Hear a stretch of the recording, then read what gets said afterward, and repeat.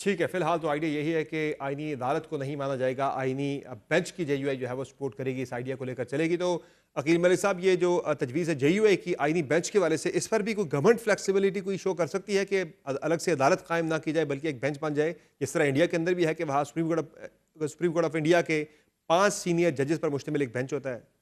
سمر صاحب، یہ بڑی اچھی تجویز ہے، لیکن کاش ہی کیا بہتر ہوتا کہ جو پریکٹس اینڈ پروسیجر ایکٹ 2023 کا بنا ہے وہ میرے سے زیادہ بہتر کامران صاحب جانتے ہیں، کامران مرتضیٰ صاحب، اور وہ ان کو پتہ ہے کہ جو اس کا ڈسپوزل ریٹ ہے، جو اس کے ڈسپوزل کے نمبرز ہیں، یا ایون ادروائز، کیونکہ ایک کیا ساری ایک مخصوص سیاسی جماعت کی بات نہیں، دیگر سیاسی جماعتیں بھی سارے کہتے ہیں اس کو لارجر بینچ بنا دیا جائے، کیونکہ کانسٹیٹیوشن بینچ تو ایگزسٹ کر رہا ہے with in supreme court after practice and procedure act, لیکن اس کا فائدہ کیا ہوا ہے، یا اس کا کتنا کوئی ڈسپوزل ہوا ہے، یا اس کی کتنی ایفیکٹونیس ہے۔ ایفیکٹونیس اس کی ابھی تک جو دیکھی گئی ہے وہ اس طرح نہیں ہے، کیونکہ سیاسی جماعتیں مطالبہ کرتی ہیں لارجر بینچ بنے، یا نہیں تو پھر فل کورٹ بیٹھے، اور وہ فل کورٹ بیٹھتا ہے یا لارجر بینچ بنتا ہے تو وہ تمام تر جج صاحبان جو روٹین ورک کر رہے ہوتے ہیں، جو کامن مین کے کیسز سن رہے ہوتے ہیں، وہ سارے پھر اسی گھنٹوں جو ہے پروسیڈنگز ہوتی ہیں اور گھنٹوں سنا جاتا ہے، 20 سے 25 منٹ بھی نہیں ملتے عام شہری کو اس کے کیس کی سنوائی کے لیے، اور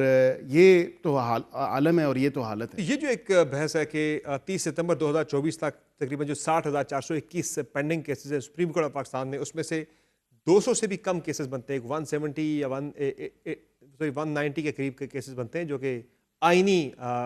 جو پٹیشنز بنتی ہیں۔ یہ تو کرنٹ پینڈنسی کی بات کی جا رہی ہے نا، وہ تو کرنٹ پینڈنسی کی بات کی جا رہی ہے، یہ نہیں دیکھا جا رہا کہ آگے آنے والے کئی سالوں میں آئے روز، اب دیکھیں ہم وکیل ہیں، دونوں وکیل ہیں، ہم الیج کرتے ہیں، کوئی بھی پٹیشن 199 میں کرتے ہیں، ہم کہتے ہیں کہ جی یہ ہمارے فلاں فنڈامنٹل رائٹس جو ہیں وہ انفرنج کیے جا رہے ہیں، اور وہ 199 میں ہم چلے جاتے ہیں۔ حالانکہ مسئلہ کیا ہوتا ہے، اگر کوئی ٹیکس کی اپیل ہے، کوئی ٹیکس کی ریٹ ہے، کوئی ٹیکسیشن ہمارے پہ لگا دی گئی ہے، ہم اس میں کہتے ہیں کہ جی ہمارے پہ یہ ڈبل ٹیکسیشن نہیں ہونی چاہیے، یا یہ جو ہے غلط ان اکارڈنس ود لا نہیں تھا، یا it's not in accordance with this constitutional provisions. اصل معاملہ جو ہے وہ یہی ہے کہ جے یو اے کے بغیر آپ یہ ترمیم کر نہیں سکتے،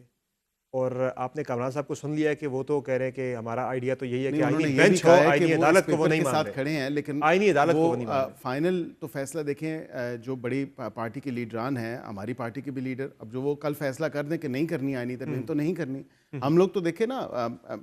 میرا کام ہے ایڈوائز کرنا، یا اس میں اور یہ کلیئر ہے کہ نمبرز کو لے کر ابھی بھی آپ جے یو آئی پہ ڈیپینڈنٹ ہیں، یا آپ جو بات ہو رہی تھی پچھلے ہفتے بلاول صاحب کہہ رہے تھے کہ جے یو آئی کے بغیر بھی ہم ترمیم کر سکتے ہیں؟ دیکھیں ہو تو سکتی ہے، لیکن میں قائل نہیں ہوں اس چیز کا۔ وجہ اس کی یہ ہے ہو سکتی ہے، اس میں پولیٹیکل جو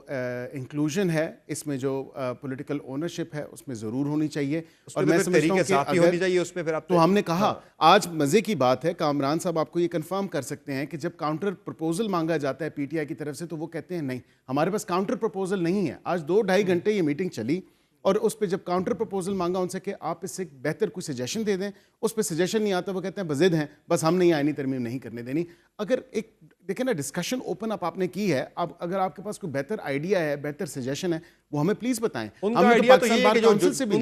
یہ ہے کہ جو نظام چل رہا ہے ایسے چلنے دیا جائے، اس میں چھیڑ چھاڑ نہ کی جائے۔ یہ تو پھر ایسی بات ہے کہ جو کتوں رہنا چاہیے، آئیڈیا تو یہی ہے نا ان کا، آئیڈیا تو یہی ہے، تو پھر آئیڈیا کو لے کر ان کا آئیڈیا یہی ہے، یہ تو عوام کے فائدے میں نہیں ہے، عوام کے کیسز تو پھر اسی طرح بیک تحریک انصاف تو فی الحال تو ان کی پوزیشن تو یہی ہے کہ آپ منصور علی شاہ صاحب کا نوٹیفیکیشن نکال دیں، باقی تو وہ بھی ہو جائے گا، اس میں کون سی دیر ہے، وہ بھی ہو جائے گا۔ دیکھیں آج لا منسٹر صاحب نے بھی کہہ دیا کہ